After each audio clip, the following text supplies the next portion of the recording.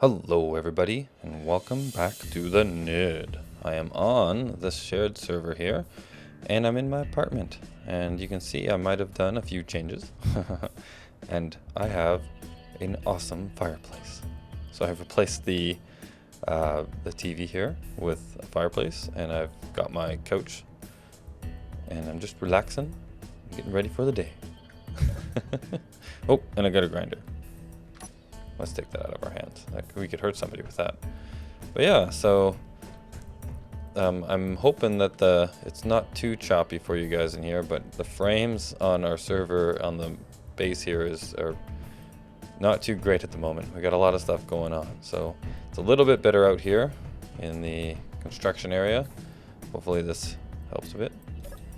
Let's open up our door, and here we are. Here's what we're here to do today. Let's work on Wheatley. So I'm calling him Wheatley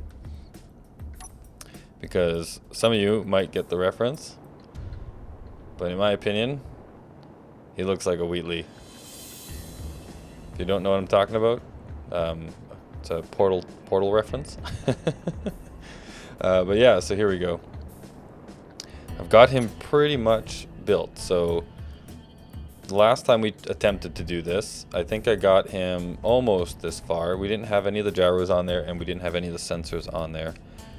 But we had the basics of the rest, so I just kind of finished him off, and he's ready to be configured now. And I did test this out in a creative world to make sure that I kind of know what I'm doing. Hopefully, we'll see. But here's the basics of it, right? So we've got the cargo container in the front, and we can access it, right? And so we've got Santa's sack of goodies in here, so he can carry 64,000 liters of stuff for us wherever we may go. And oh, I've still got stuff in my inventory. Let's drop that off.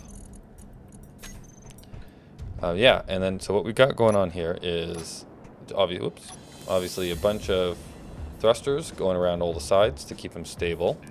And on the back he's got 4. I've got 2 going forward to help slow him down when I need him to slow down. So I got the 2 on the top here.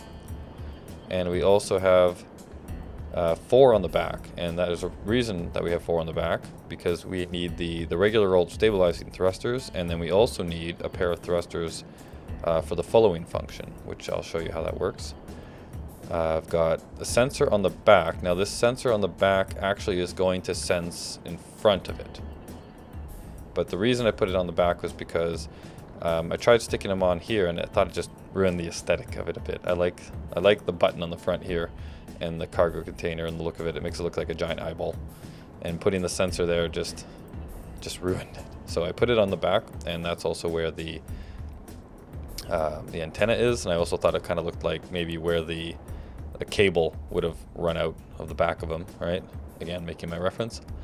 And then we've got all the gyroscopes. So we're going to configure these as well. So I got a gyroscope on all sides. Now you can place these however you want. I did it this way because I think it looks aesthetically pleasing.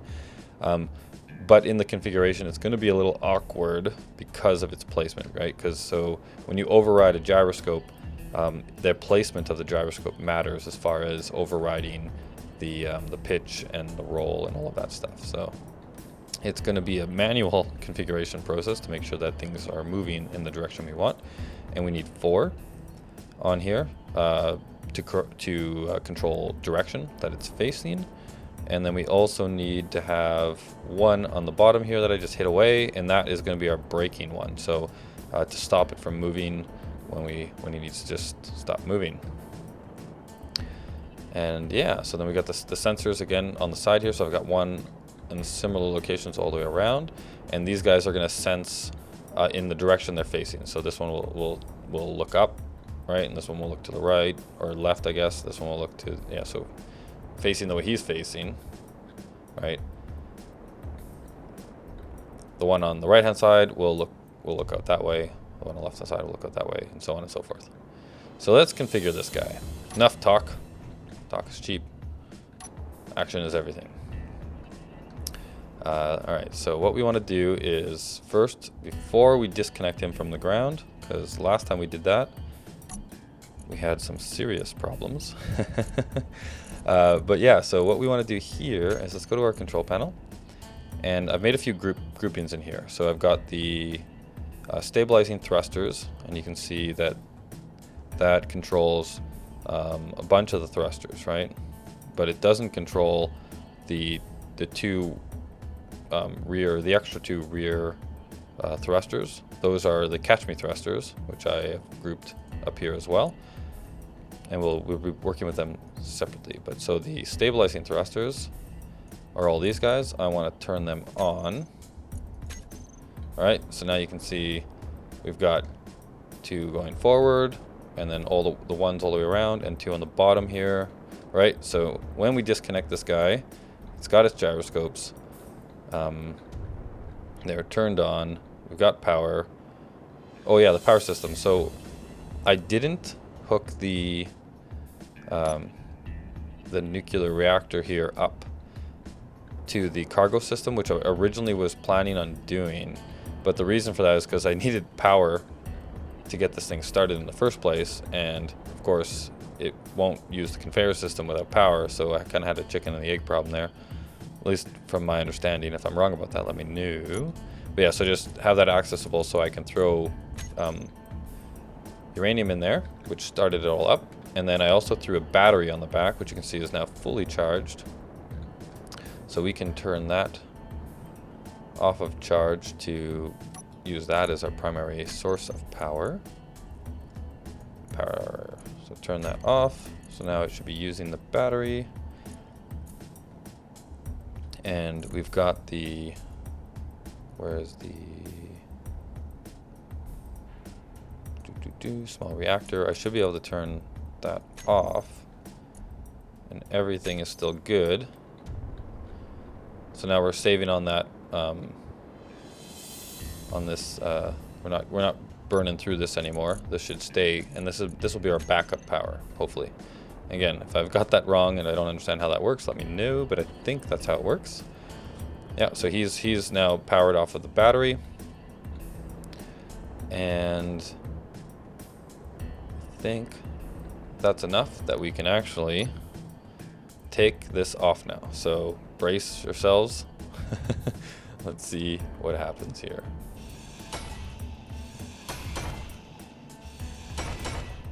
Oh, and it's now free. Wheatley is free. Free.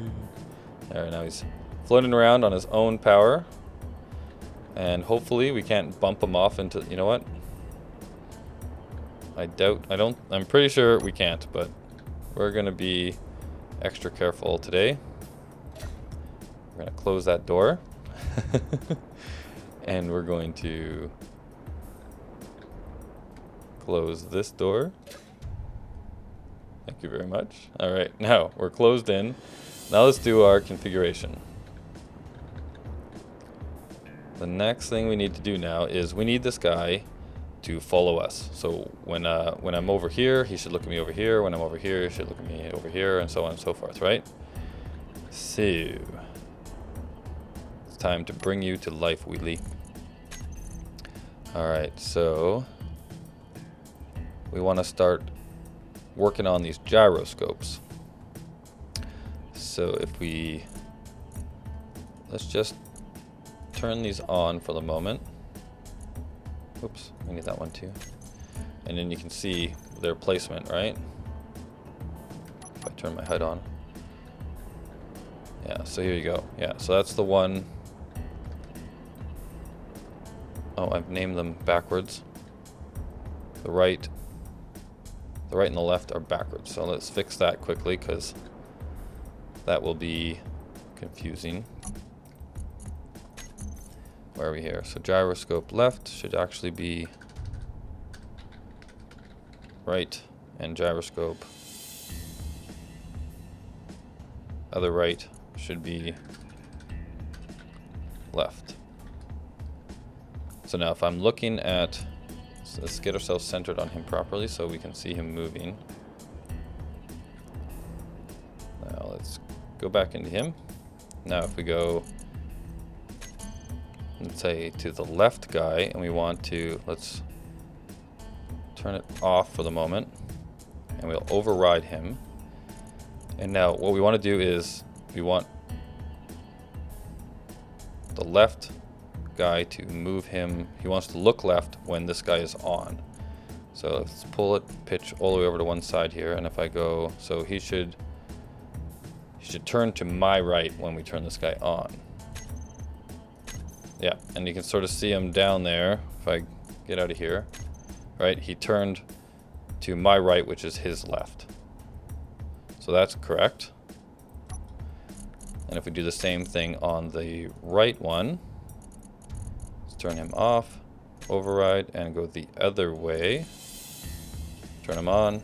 Oh, nope. Go the same way. There he goes. Now he comes back. Right?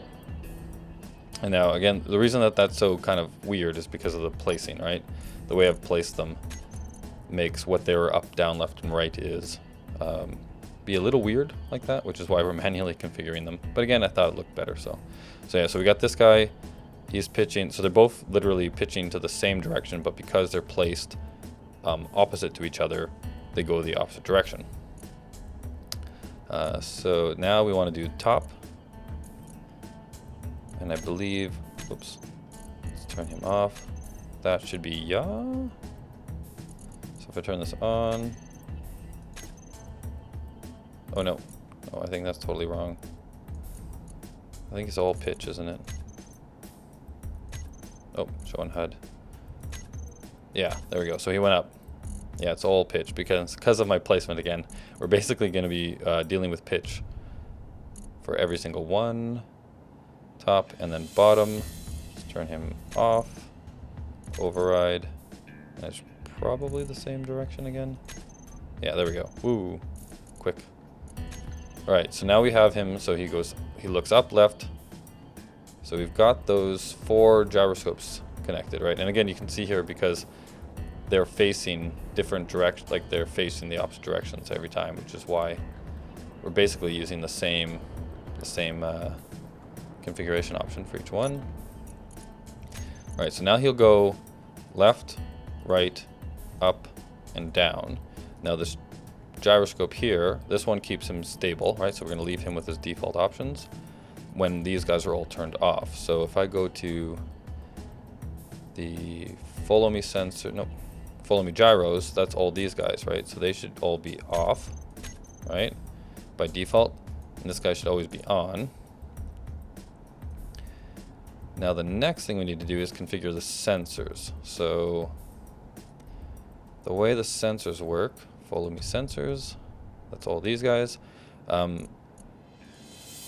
These ones, I basically, for now, I'm just going to leave them with this setting. Oh, I've moved the back down to its lowest possible, and I've left everything else at 5. Now if we turn these on the HUD, and I think I also have, yeah, the sensor fields on. Now you can see all his different sensors, right, looking around and where he's looking. And you'll notice that, here, let's turn off some of these because it's really hard to see. But if we, where here, sensor left, let's turn off all these and let's just turn on the sensor on the left. So let's back out of here. So if we look at this guy, it's hard to see because he's looking the wrong direction now. So on my right, which means that, oh, do I have these backwards as well? I turn on sensor left.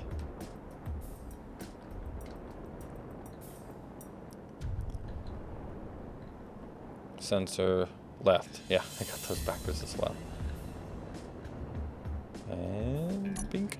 All right, so let's go back in here. Where are my sensors? Obviously, I set these when I was looking at it. So if we go sensor left, should actually be sensor right. And sensor right should actually be left. Like that. So now, when we look at this guy, so he's sensing, out of here, right?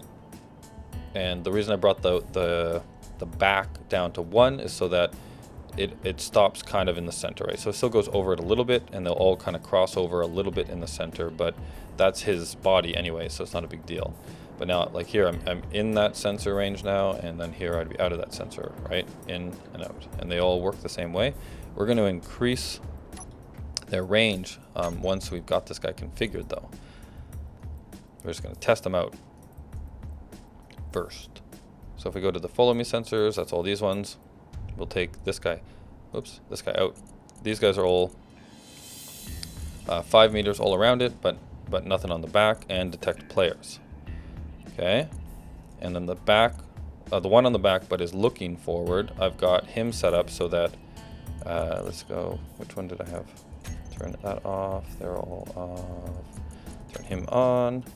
So he's basically not looking anywhere around him except for straight behind him, right? And that's because I set him on the back, so he looks forward. Now what this one is going to do is that when I'm out of the range of that sensor, it's going to turn on the other thrusters to come and catch me. So let's go back in here.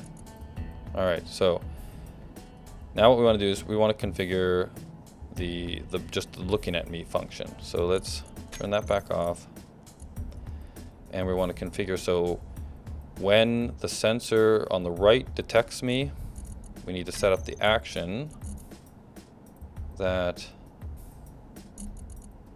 gyro, oh, which one did I pick there? When the right sensor detects me, it should turn on the right gyro. And so that's when it sees me, it should turn that one on. And when it doesn't see me, it should turn it off. Oh, I did this wrong. So on. So gyroscope right, on, gyroscope right, off, right? And then we need to do the same thing. So on the top one, we take that guy and we turn him on, top, off, bottom, brakes, no,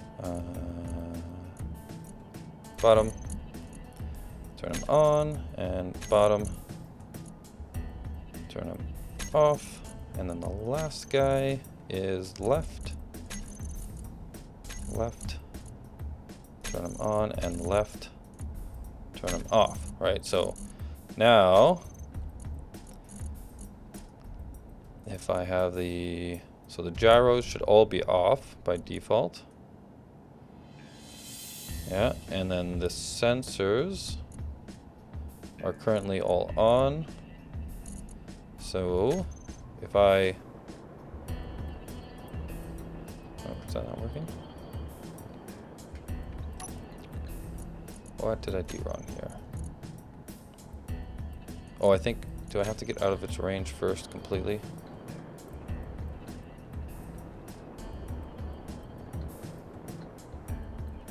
Oh, is it? Oh, there we go. There, he's following me around now. A little bit. There we go. Look, he's following me. Yeah, I think there's a thing where you have to kind of get out of his range first. And then he follows you. Now the one thing is that he doesn't kind of center himself on me, which not a huge deal. But yeah, so now no matter which way I'm looking at him, right, he's following me around, and I'm always able to access the front of him, right, and get to the cargo container. So the next thing that we need to do now is not go to production. I want to be able to turn him on and off. So before we have him start following me, well, I guess we could do that first. So the catch me thrusters, we want to override them. So they're off right now. Oops, now they're on, off. Let's set this at about, I don't know, maybe 3. This might be too much. This might be not enough, but we'll try it at 3 for the moment. And now we need to set this sensor here. So the one that's looking for me in front of it. Actions. We want to now groups and find the catch me thrusters. So when it sees me, I want them to be off, so it doesn't run into me and kill me. And when it doesn't see me, I want them to be on, so that it tries to catch up to me. Now, you should follow me around this way. And if I open my door. Energy low. Oop, oop, there it goes, he's following me. Come on, over here. And now I need to sit in something to get my energy back. Nope, he's following me. See him there? He is following me. Let's get my energy back up. Almost there. There we go. Where are you? Hey, Wheatley.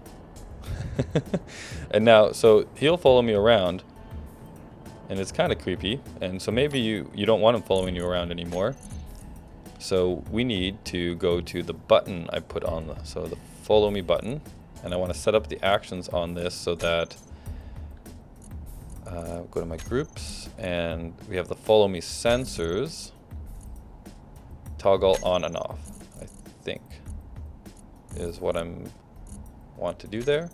So basically what that means is, so right now he's following me, hey, and then when I come up to this, let's say I'm like, okay, I want you just to stay here now, Wheatley, no following me anymore. I click that, all the sensors turn off, and he just sits there. Now he's not following me at all anymore. And if I want him to start following me again, you know what, look at all this spam. Let's at least, whoops, get rid of gyros, turn those off. What else does he? Okay, so it's just his name now. Okay, cool. But we can turn off all the rest of this. So now if I go, whoops, wrong button. Okay, now he's on. He's following me. Open the door. And come on out. Come out and see your world. Oh, and I don't have him configured just right yet. Whoa, stop. So we don't have his sensors completely controlled yet. So, like, because he's only doing, where's the follow me sensors? Let's take these ones and let's extend their range all the way out, all around it. And now he should be able to see me at a much greater distance and follow me around. And hopefully he doesn't, yeah, there he stops. And I can't actually get behind him now because he's going to turn around and follow me. There we go. So now I've got a little pod that will follow me around and go where I go, so I can. Ooh, oh, he's coming! He's coming! He's coming! He's figuring it out. Here he is. And stop. I love it. So yeah. So now I can. This is going to be my my cargo pod. I'm going to load him up with the stuff I need to start my new home, and we'll head out. Oh, and you might notice there's a new skybox. This is the skybox on the server now. Looks like a planet skybox. Very good. Oh, here comes Wheatley. Uh-oh. Uh-oh. Yeah, maybe that's a little bit too much thrust when he gets going. And there's the Sleeping Beauty. I think that's Zek's ship. It's a very, very cool ship. And there's our platform. But yeah, so when I decide to go start my own asteroid, I can take him with me, and he can bring all of the materials I need. And also if I go mining, right, and all I've got is my